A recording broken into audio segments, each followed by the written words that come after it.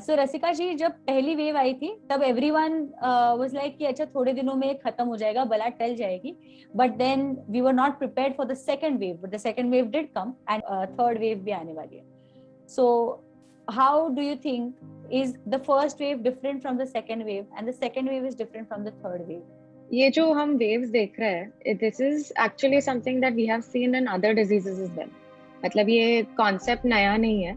अब तक के जो भी वायरसेस या दूसरे बीमारी है वो ऐसे क्लस्टर्स में आते हैं, सो they are called waves.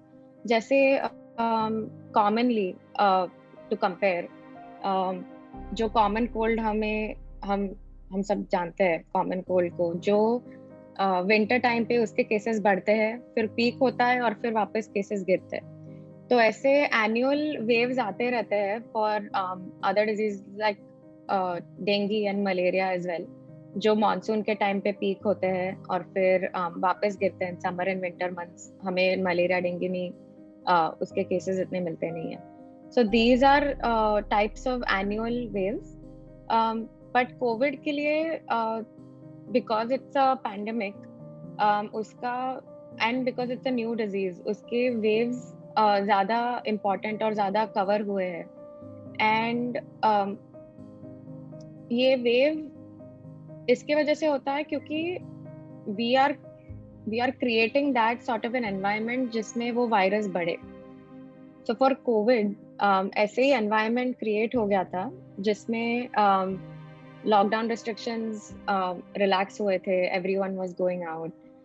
Restaurants, pubs, theatres, ये सब ओपन हुए थे. People are moving out freely. Travel चालू था. एंड इवन कि सोशल इवेंट्स में जो गेस्ट थे उसका जो लिमिट था वो रिलैक्स हुआ. सो ऐसे टाइम पे अ lot of people were also not following जो कोविड अप्रोप्रिएट बिहेवियर है, मतलब मास्क पहनना, सोशल डिस्टेंसिंग, हैंड वॉशिंग, वो थोड़ा कम हो गया था जनरल पब्लिक का. एवरीवन थॉट कि चला गया है covid, it's okay, we can just go out. पहले जैसे जी रहे थे वैसे वापस वी कैन स्टार्ट लिविंग. तो ऐसे टाइम पे that was like the perfect environment covid के लिए स्प्रेड होने के लिए, क्योंकि like dengue requires mosquitoes to spread, right, but covid के लिए वो इंसान टू इंसान डायरेक्टली स्प्रेड होता है. तो जितने केसेस बढ़ते हैं उतना वो वायरस रेप्लिकेट होता है और उतने ही और ज्यादा केसेस बढ़ते हैं और फिर और वायरस रेप्लिकेट होता है एंड सो ऑन. तो वो थोड़ा एवलांच इफेक्ट टाइप रहता है. One more thing that caused the second wave was a new variant जो इंडिया में मिला है अभी. So this variant scientifically, ये variants जो रहते हैं उनका name is with a series of letter and numbers, और commonly उसका नाम is according to the location जहाँ पे वो first time मिला है. So now Jan Feb के टाइम पे महाराष्ट्र में ये जो नया वेरिएंट है B1617, जिसको डबल म्यूटेंट या अभी इंटरनेशनली इंडियन वेरिएंट बुलाया जाता है, तो वो अराउंड फेब में मिला था. एंड वी क्विकली सॉ कि मार्च से जो वो वेरिएंट स्प्रेड हुआ और मार्च से अपना सेकेंड वेव चालू हुआ था. तो this variant it goes hand in hand with the relaxation of lockdown rules and relaxation of COVID appropriate behavior. क्योंकि variants actually three different things से create होते हैं. One most main reason is number of viral replication. मतलब जैसे मैंने अभी बोला कि ज्यादा केसेस है और हर इंसान में वायरस उतने टाइम रेप्लिकेट होता है, उतने उसके कॉपीज बनते हैं, लेकिन वो कॉपीज ऐसे फुल प्रूफ नहीं रहते. The copies are not perfect. तो अ लॉट ऑफ टाइम्स वो वायरस का जो कॉपी रहता है, it most of the time it's weaker than the original, तो वो इतना सर्वाइव नहीं कर पाता. But there are some variants या सम कॉपीज जो एक्चुअली ओरिजिनल से ज्यादा स्ट्रॉन्ग बन सकते हैं. तो हमने वैसे ही टाइप से लास्ट ईयर से देखा है कि एक यूके वेरिएंट था या और एक साउथ अफ्रीकन वेरिएंट है, एक ब्राजीलियन वेरिएंट है. So these are new copies of the virus जो ओरिजिनल से स्ट्रॉन्ग है. तो जो हम अभी इंडियन वेरिएंट देख रहे हैं, that is also very similar to that, क्योंकि ये ज्यादा जल्दी स्प्रेड होता है from our nose to our lungs, and also ज़्यादा जल्दी spread होता है from person to person. तो पहले वाला जो लास्ट ईयर हमारे पास जो ओरिजिनल कोविड का जो वायरस था, that used to infect around 30 to 40% people, and अभी जो ये है B1617, that can transmit to around 70 to 80% people from one infected person. So you can see कि ज्यादा लोग इन्फेक्ट हो रहे थे ये वायरस के साथ, एंड दैट्स वाई जो हमारा सेकेंड वेव था, it really shot up very quickly. So the only way to decrease or prevent this from happening again, or to not have it happen this badly, is कि number of cases कम हो. तो number of cases कम हुए तो copies बनना भी कम होगा, और उसकी वजह से नया mutant बनने के लिए भी ज़्यादा time लगेगा, या मे बी बने भी ना. To not use a lot of unnecessary medicines, या incomplete dosage ना करें medicines का, because that is another thing that we have seen. There was one case report, even though it is about one patient only, लेकिन एक ऐसे patient थे जिनको repeated times plasma therapy दिया गया था, and after I think he had received plasma therapy around 3 or 4 times. And उसके बाद when they had retested that patient, so that patient himself had a different virus genome. So that person himself had a variant in his body. It's in a very survival of the fittest way, where अगर जो virus है उसको properly वो दवाई मार नहीं सक रही है, so that virus is getting some sort of an evolutionary advantage, कि वो फिर उसका gene वो copy होके it's created such a gene जिसपे वो medicine काम नहीं कर रहा है, and now that gene is only getting replicated. So अभी वो जो उसके जो भी copies बनेंगे बाद में, even all of them will not be affected by that medicine. तो इसको ऐसे resistance करके बोला जाता है medically, like the scientific term is resistance. तो resistance basically unnecessary extra medicine usage या incomplete dosage के वजह से होता है. हम COVID appropriate behavior follow करें, even if cases कम हो रहे हैं, you have to continue wearing a mask outside, unnecessary बाहर जाना नहीं है, and make sure the mask you're wearing is covering both your nose and your face. बिना हाथ धोए चेहरे को हाथ नहीं लगाना है, बिना unnecessary दूसरे चीजों को भी हाथ नहीं लगाना है, and if you are touching something and if you are outside, तो फिर regularly हाथ sanitize करो या hand wash करो with soap and water. So ऐसे ये जो हमारे basic guidelines है, if you continue following them, then cases अपने आप कम होंगे, and that will help prevent a new wave. And also very importantly, to not start any medicines अपने आप से, just because you know कि ये दवाई देते हैं doesn't mean every person requires all of the medicines. देखो, have a doctor examine you. आपके जो फैमिली डॉक्टर है या कोई स्पेशलिस्ट है उनके पास जाके आप चेकअप कराओ, and case by case basis पे आपको दूसरे जो बीमारी है या आप और कौन से दवाई ले रहे हो उसके हिसाब से, और आपके ब्लड टेस्ट के हिसाब से आपके डॉक्टर आपके लिए कस्टमाइज्ड ट्रीटमेंट प्लान बना के दे सकते हैं, which is beneficial for you. So in terms of medicines, less is more most of the time. unnecessary ज़्यादा medicines लेके is not actually something that's good या something that is beneficial for our own body, क्योंकि जो medicines है वो भी अपने शरीर में एक दूसरे के साथ interact करते हैं.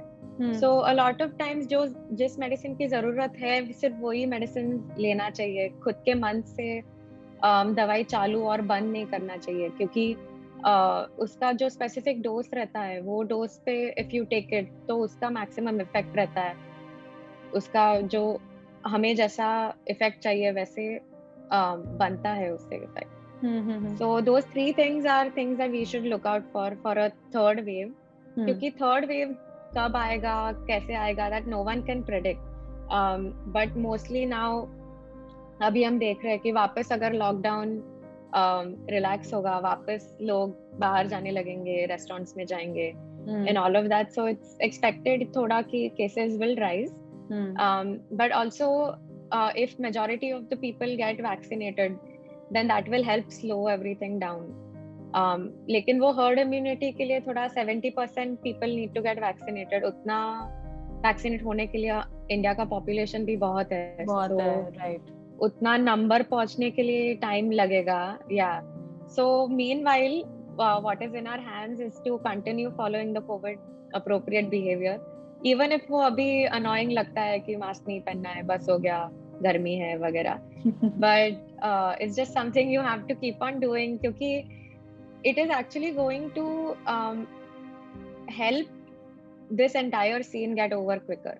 Right. So even if वो थोड़ा troublesome लगता है, but सिर्फ वो बेसिक चीजें, चेहरे को हाथ नहीं लगाना है, मास्क पहनना है और हाथ धोने हैं, और दूसरों से थोड़ा दूरी, मतलब अराउंड 2 feet जहाँ पे भी पॉसिबल हो.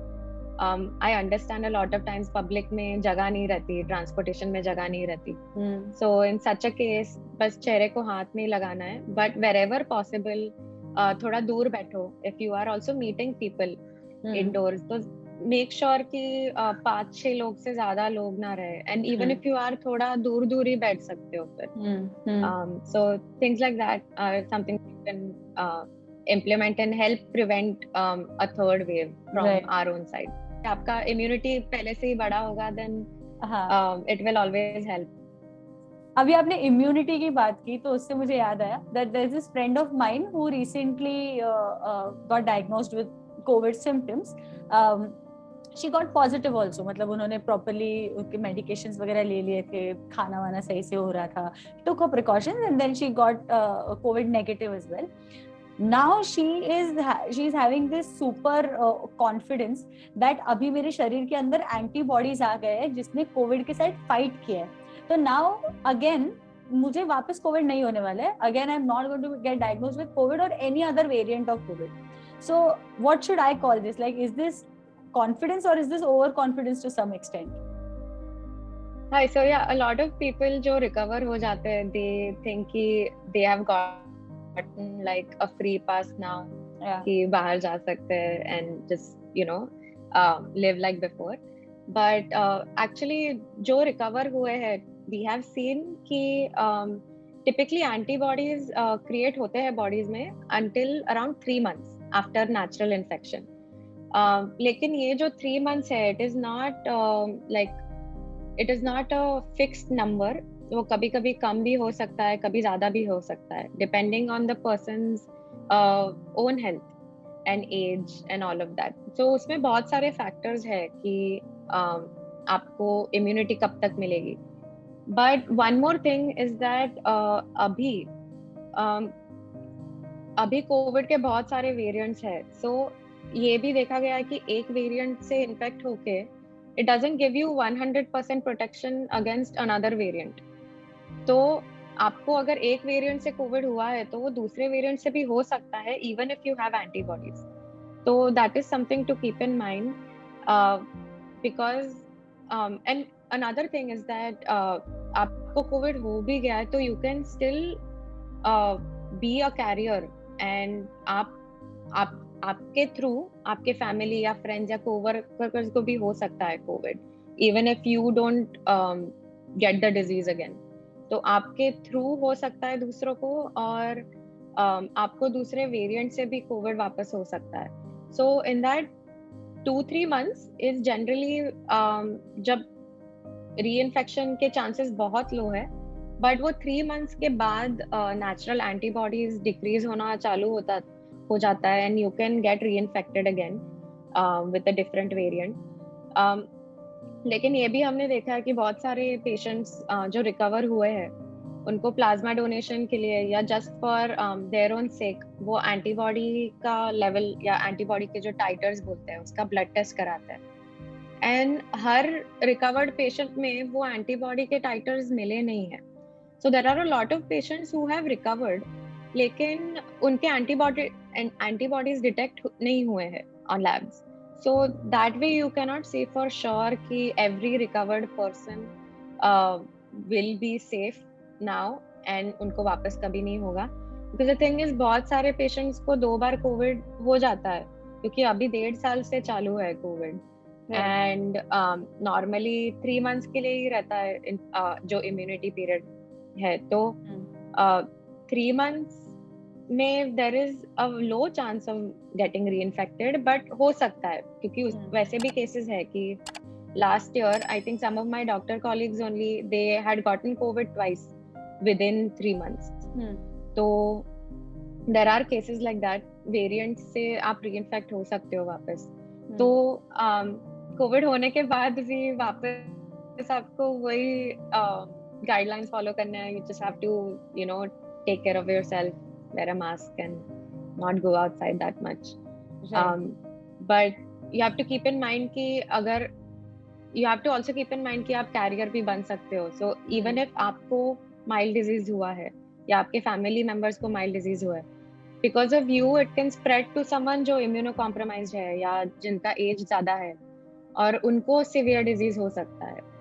तो it is like sort of like a moral responsibility कि ज्यादा बाहर ना जाए unnecessarily, and to just take care of yourself and everyone at home. So Rasika, yeah, so I got my answer कि antibodies do not give a guarantee कि आपको Covid दोबारा कभी वापस होगा नहीं, या it can't affect your body or your immune system. It has the power to affect you again. So the best precaution would be taking care of ourselves and also getting ourselves tested about the antibodies.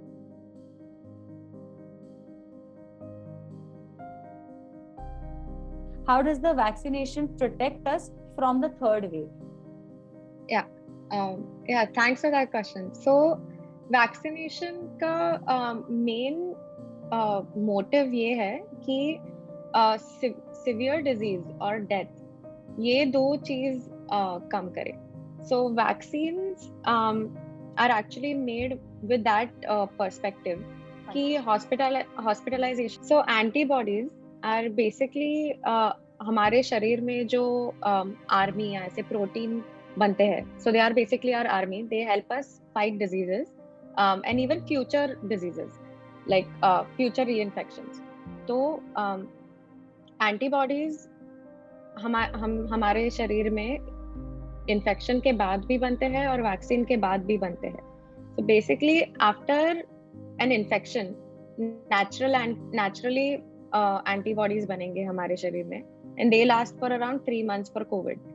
And vaccine के बाद जो antibodies बनते हैं they may last for longer, लेकिन उसका अब तक proper data नहीं है।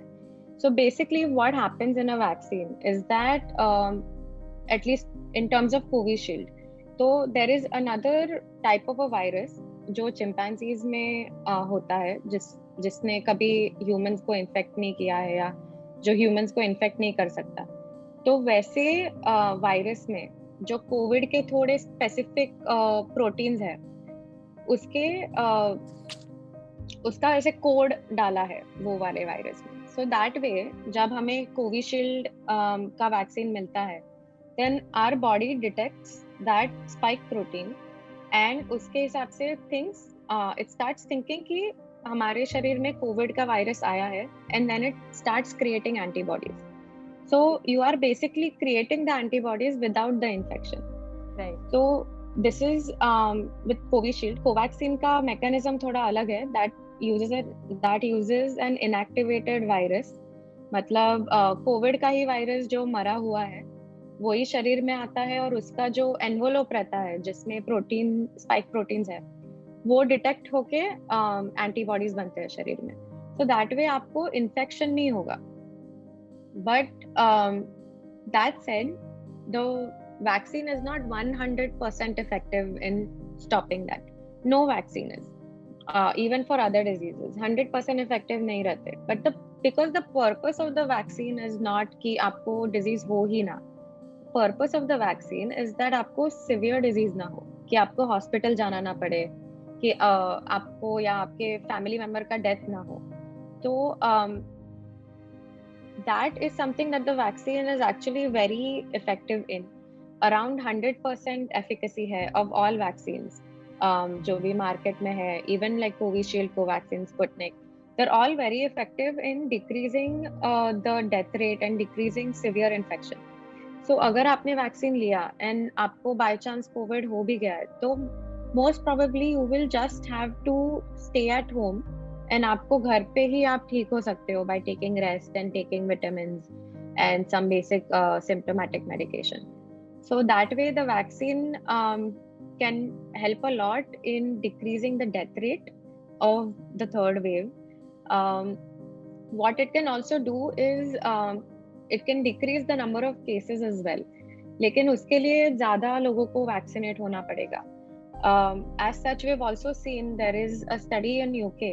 उन्होंने I think a few months पहले publish किया था उसको. So it showed that जिस घरों में there are vaccinated, fully vaccinated individuals, उनके घरों में there was 50% less chance of other family members getting the disease.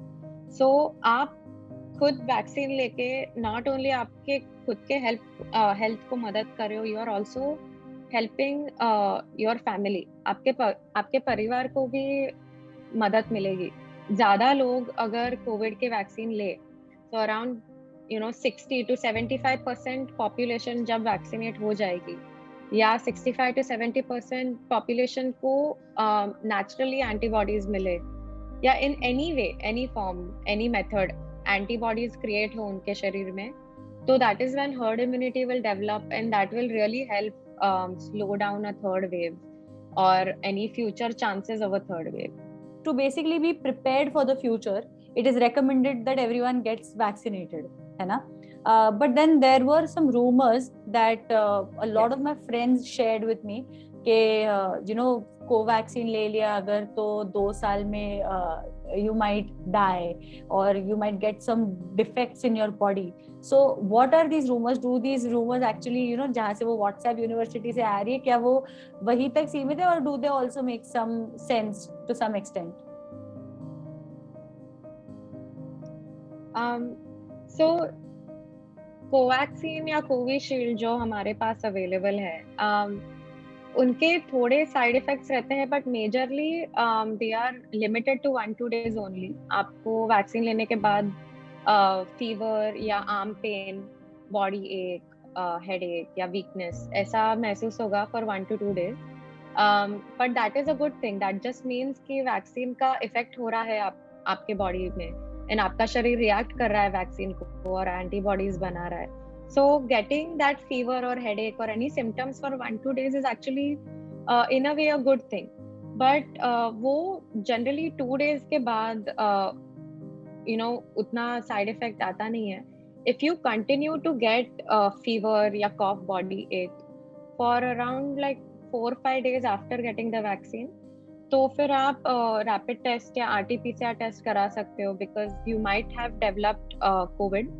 लेकिन वो वैक्सीन के वजह से नहीं होगा. अ लॉट ऑफ टाइम्स देखो, कोविड के सिम्टम्स को शो अप होने के लिए या दिखने के लिए अराउंड 5 to 14 days लगते हैं. So if you have already been exposed to Covid और आपके शरीर में वो इन्फेक्शन डेवलप हो रहा है, फिर आपने वैक्सीन लिया एंड वैक्सीन के 5 दिन बाद आपको कोविड के सिम्टम्स आए, दैट डज नॉट मीन कि वैक्सीन के वजह से हुआ है आपको Covid. It may just mean कि आप पहले से ही एक्सपोज हुए थे वायरस को. But basically these are majority of the side effects जो होते हैं लोगों को. One major serious side effect is something called anaphylactic shock, जो severe allergy रहता है. And उसके लिए normally after every vaccination या हर vaccination center में वैक्सीन मिलने के बाद आपको आधे घंटा वेटिंग एरिया में रुकना पड़ता है in case you develop that anaphylactic shock या severe allergy to the vaccine.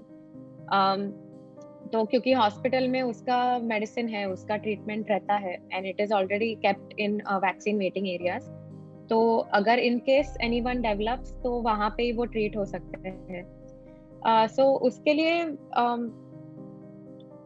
Precautions लिए गए हैं. Basically if you already have history of severe allergy, then recommended है कि आप vaccine like case by case basis पे लो, आपके खुद के डॉक्टर के साथ कंसल्ट करके whether you can take it और नॉट.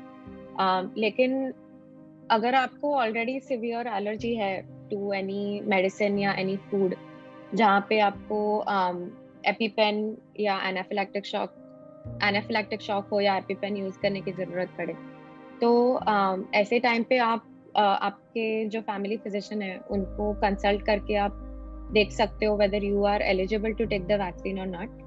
अदरवाइज आपको अगर दूसरे कोई भी बीमारी हो तो बेसिकली आप ले सकते हो वैक्सीन, इवन इफ आपको कैंसर हो या इम्यूनो कॉम्प्रोमाइज्ड HIV हो, you are still eligible to take the vaccine. आपको फिर भी वैक्सीन लेना चाहिए।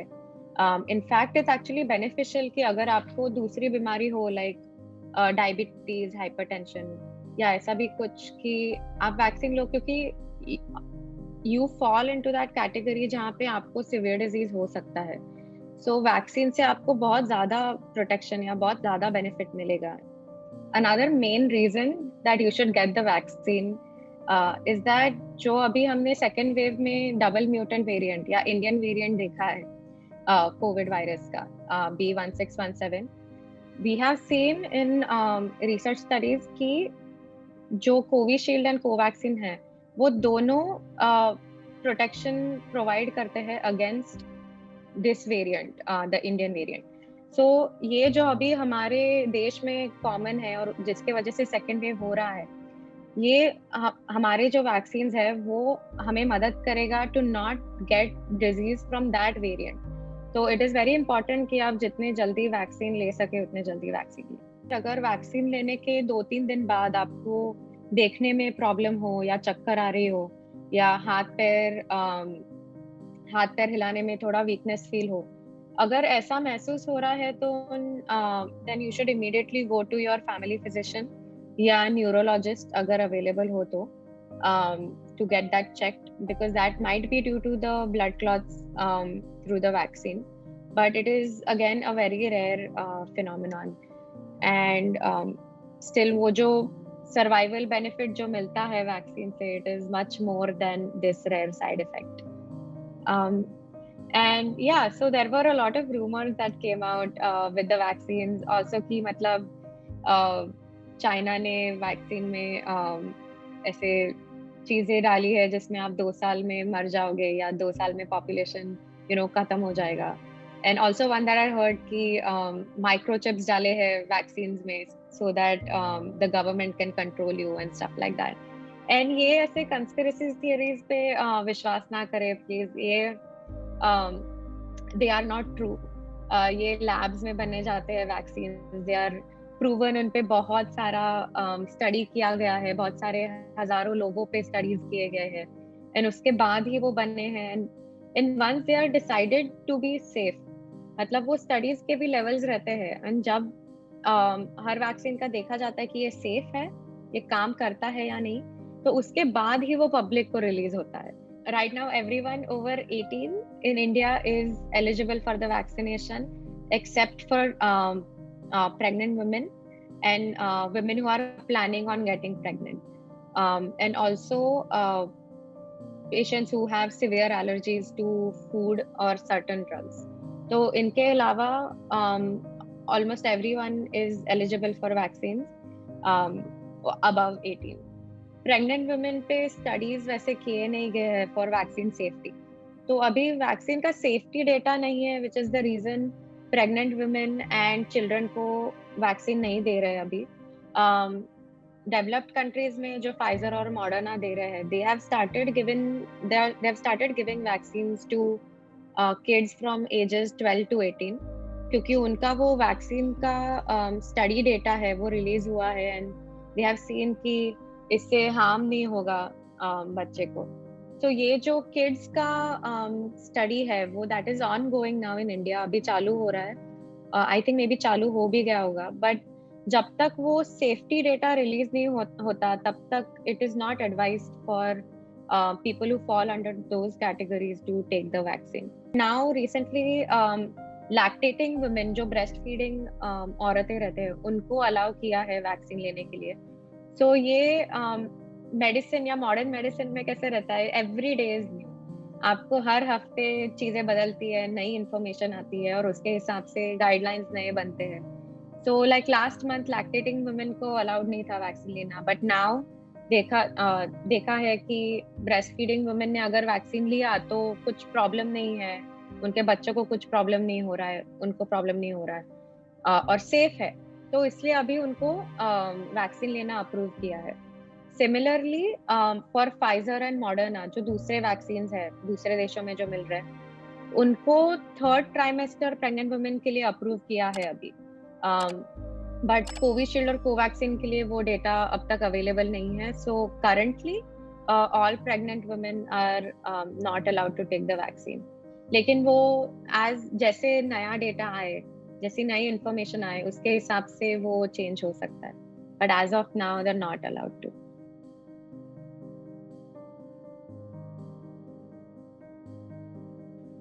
सो पीरियड्स के टाइम पे अगर आपने वैक्सीन लिया, that is not going to affect the vaccine in any way.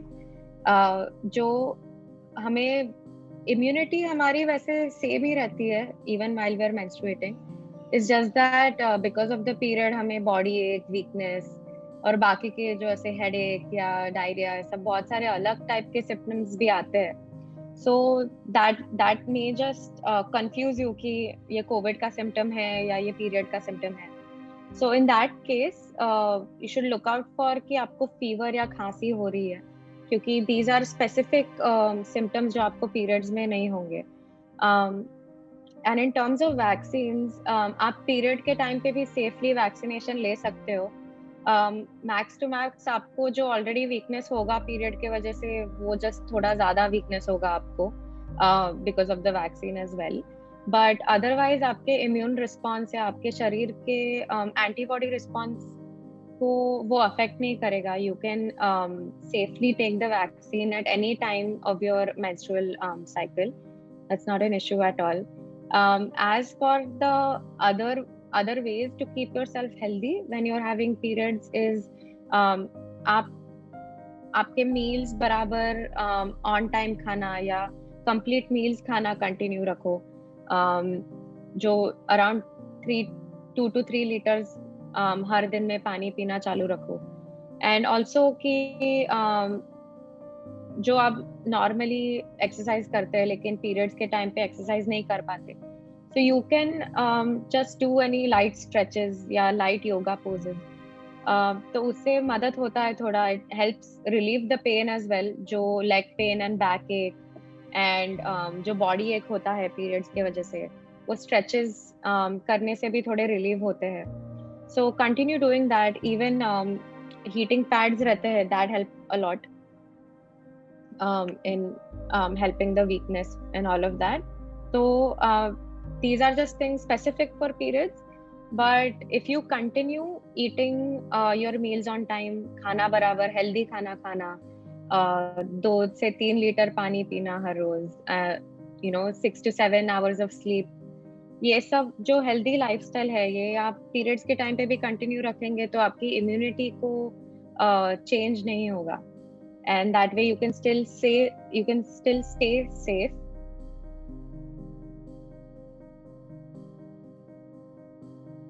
Considering कि इंडिया का पॉपुलेशन भी बहुत है एंड स्पेशली अडल्ट पॉपुलेशन भी बहुत है, सो उतने वैक्सीन्स का सप्लाई क्रिएट करना is a problem, and to deliver and for people to get the vaccines. So अगर आप आपके सेकेंड डोज के लिए जा रहे हो वैक्सीन के, एंड आपने अगर फर्स्ट डोज कोविशील्ड का लिया है and now you are at the centre and Covishield is not available and only Covaxin is available, तो आप एक्चुअली कोवैक्सीन नहीं ले सकते हो। एज ऑफ नाउ इस पे कुछ स्टडी नहीं हुई है कि 2 अलग अलग टाइप के आपने वैक्सीन लिए तो आपकी बॉडी कैसे रिएक्ट करेगी या उसका इफेक्ट कैसे आएगा। सो बिकॉज ज़्यादा डेटा नहीं है, इज अलाउ नहीं करते ये करने के लिए। Best is to schedule your second dose का जो अपॉइंटमेंट है, to just schedule it from Covin का app and get a proper appointment and only then go।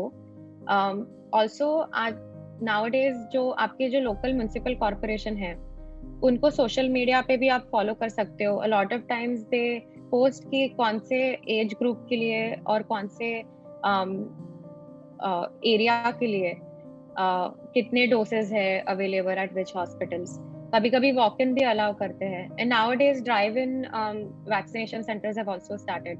तो ऐसे आप पहले से ही चेक करके जाओ कि आपने जो फर्स्ट डोज लिया है उसका ही सेकंड डोज अवेलेबल रहेगा या नहीं. And at also the timings at which you should go. तो only because of insufficient data अभी वो mixing of two vaccines is not allowed. Though I think अभी एक स्टडी चालू होने वाला है इंडिया में where they will check the safety of mixing two doses. लेकिन अभी उसका वो स्टडी चालू होगा, फिर उसका रिजल्ट आने में भी टाइम लगेगा. So meanwhile it is not allowed कि आप vaccines mix करो. आप जब जाओगे एनीवे वैक्सीनेशन सेंटर, वहाँ पे पूछा जाता है कि आपने कौन सा वैक्सीन लिया था पहले. And only if that same brand is available, वो सेकंड वैक्सीन के लिए आपको वहाँ पे अप्रूव करते हैं सेंटर पे. तो इट्स बेस्ट कि आप पहले से स्केड्यूल करके जाओ एंड जस्ट मेक श्योर कि आपको सेम वैक्सीन मिल रहा है. बिकॉज दैट वे वो वैसे बने गए कि आपके बॉडी को मैक्सिमम बेनिफिट या मैक्सिमम प्रोटेक्शन मिले अगर आपने सेम वैक्सीन लिया हो 2 बार तो. And maybe we might need a third booster shot as well. तो अगर आपने सेम वैक्सीन लिया है तो वो थर्ड, इन केस हमें अगर थर्ड डोज लेने की जरूरत पड़े तो उसमें भी मदद करेगा. सो इन दैट केस, क्योंकि दोनों वैक्सीन के मैकेनिज्म्स अलग है, तो इट्स अनक्लियर कि मैकेनिज्म अलग है तो हमारी बॉडी कैसे रिस्पॉन्ड करेगी अगर 2 अलग अलग टाइप के वैक्सीन्स मिले हमारे शरीर को. तो so that's why it's recommended to get only one type. It's actually only allowed that you get one type of vaccine. So first dose आपको एक इनकम्प्लीट एंटीबॉडी रिस्पॉन्स देता है. मतलब इट्स लाइक अ फाउंडेशन. तो first dose से जो antibodies का foundation बनता है, second dose really boost your antibody response. तो वो जो सेकेंड डोज के बाद रिस्पॉन्स होता है बॉडी का, it is much much bigger than the first dose. तो इट्स रिकमेंडेड कि आप सेकेंड डोज लो, कि आप फुल वैक्सीनेशन स्केड्यूल कंप्लीट करो. क्योंकि फर्स्ट डोज के बाद आपको उतने टाइम के लिए प्रोटेक्शन ना मिले या उतना ज्यादा लेवल ऑफ प्रोटेक्शन नहीं मिलेगी. So second dose, so 2 weeks after the second dose is when your entire vaccination schedule gets complete. कि आपका पूरा बॉडी का रिस्पॉन्स भी कंप्लीट हो जाता है उतने टाइम में. So 2 weeks after the second dose is the best time for your body to be fully complete with creating antibodies. And second dose के बाद it helps a lot. इसका एक्सपोनेंशियली एंटीबॉडी रिस्पॉन्स इंक्रीज होता है after the second dose. एक सवाल जो बहुत ज्यादा आजकल वायरल हो रहा है, and that is about the black fungus. So what exactly is this? How should we prepare ourselves for it? हाँ, तो अभी this is like a new epidemic that has shown up in India. Actually black fungus is not a correct term for it. उसका mucormycosis नाम है disease का, and it is a fungal infection and it's not a new infection. ये पहले भी था disease. It's not so ये disease पहले भी था. It's not a new infection at all. लेकिन अभी उसके number of cases बढ़ रहे हैं. तो this we are seeing because second wave में बहुत ज़्यादा लोग infect हुए एंड बहुत ज्यादा लोगों को स्टेरॉइड्स दिए गए, एंटीबायोटिक्स दिए गए. इस सेकेंड वेव में over treatment was a main, like over treatment played a big role in the second wave. And this over treatment is also a reason that we are seeing mucormycosis.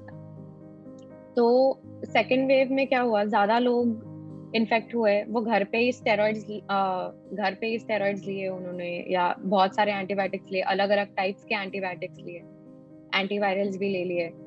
तो इतना a lot of times necessary नहीं रहता है, and that creates harm in your body.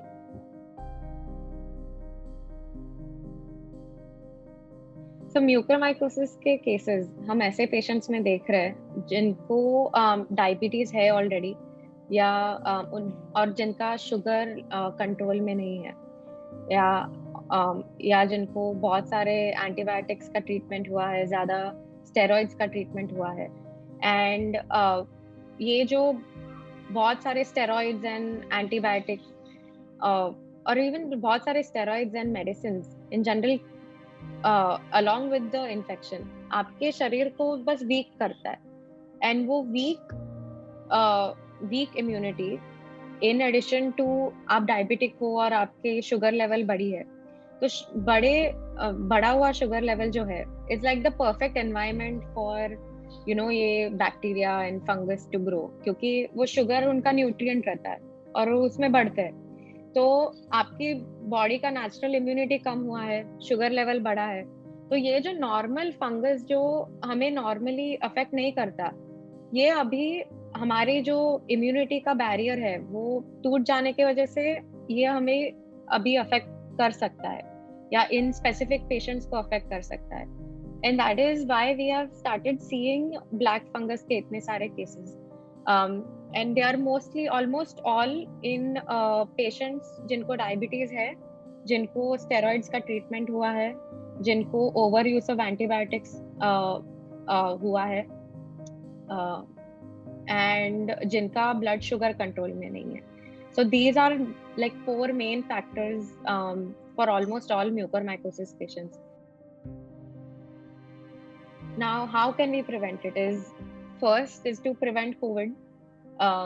Again, with the COVID appropriate behavior. If you prevent COVID, you won't have to take all of these other medications. तो ये बाकी जो ये mucormycosis का complication है, वो आपको नहीं होगा. One more thing is that unnecessary आप medicines ना ले, ओवर यूज ना करें मेडिसिन का, अननेसेसरी खुद से ही एंटीबायोटिक्स चालू ना करें, खुद से ही स्टेरॉइड्स चालू ना करें, या स्टेरॉइड्स अगर आपके डॉक्टर ने प्रिस्क्राइब की है तो try for like a short duration of steroids जितना पॉसिबल हो।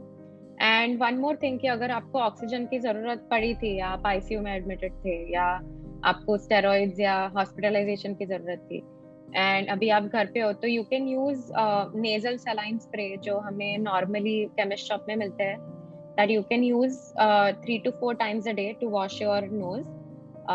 उसका ऐसे हैंडल रहता है जिससे आप स्प्रे कर सकते हो नोज में, तो वो आप 3 to 4 times a day use कर सकते हो to clear out your sinuses, जहाँ से फंगस इन्फेक्शन चालू होता है वहां से। अगर आपको कोविड हुआ है, या अभी जस्ट चालू है आपका कोविड इन्फेक्शन, या आप जस्ट रिकवर हुए हो कोविड से, then what you have to look out for is jaw pain या टूथ पेन। अगर खाना खाते वक्त बाइट करने में कमजोरी महसूस हो, इधर साइनसेस जो रहते हैं वहां पे दर्द होना चालू होता है, या हेडेक चालू होता है, या इवन आई पेन या रेडनेस आई में महसूस कर सकते हो आप। एंड ऑल्सो कि इधर की जो साइनस की स्किन है वो बहुत बार सुन पड़ जाती है। तो अगर ऐसे सिम्टम्स आपको महसूस हो रहे हो, तो जितने जल्दी ही आप नियरेस्ट ईएनटी स्पेशलिस्ट या आपकी जो फैमिली डॉक्टर है उनके पास जाके म्यूकर का आप चेकअप करा सकते हो, बिकॉज म्यूकरमाइकोसिस का अर्ली ट्रीटमेंट इज की।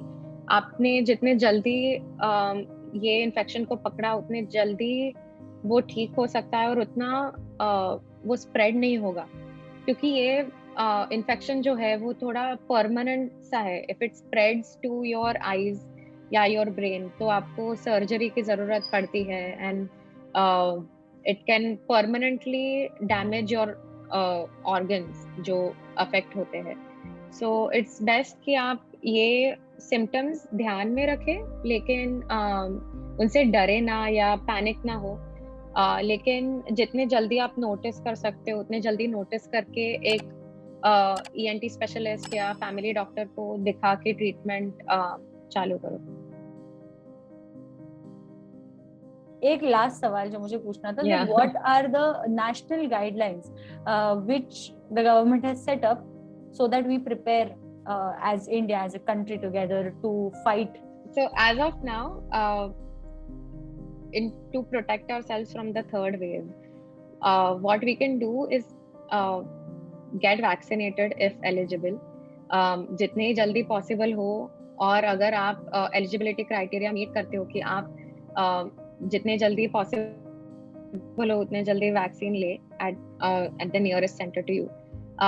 Another thing is to continue even vaccine के बाद या बिना वैक्सीन के आप जो लास्ट ईयर से कोविड अप्रोप्रिएट बिहेवियर है वो कंटिन्यू रखो.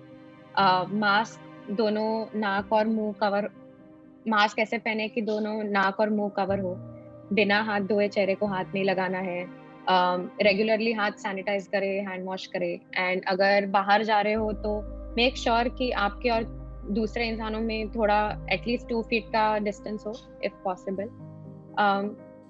अदर देन दैट आपको बेसिक आपकी जो इम्यूनिटी है वो बढ़ाने के लिए आप रोज एक मल्टीविटामिन ले सकते हो. If you are an adult, आपकी बेसिक इम्यूनिटी बढ़ाने के लिए आप एक मल्टीविटामिन ले सकते हो हर रोज. Common ones that you get in medical shops here are like Supradine, Decozinc, Zincovit. These are good multivitamins जो आप रोज सुबह एक ले सकते हो. Other than that, you can also take 1 tablet of vitamin C, 500 mg every day, along with the multivitamin. So ये जो vitamins है, these vitamins increase your immunity. लेकिन वो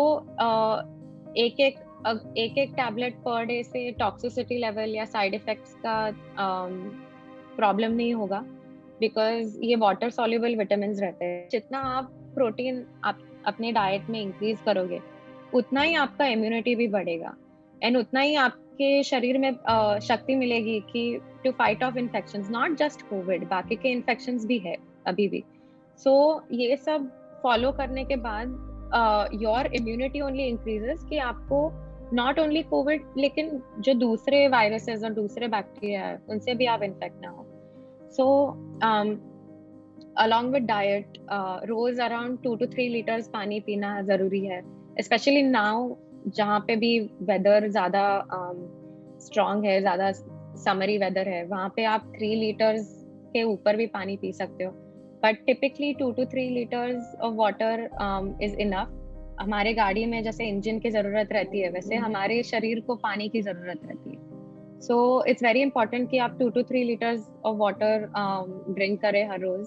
एंड स्लीप पे कॉम्प्रोमाइज ना करें. 7 to 8 hours of sleep is very much needed for you to maintain a strong immunity.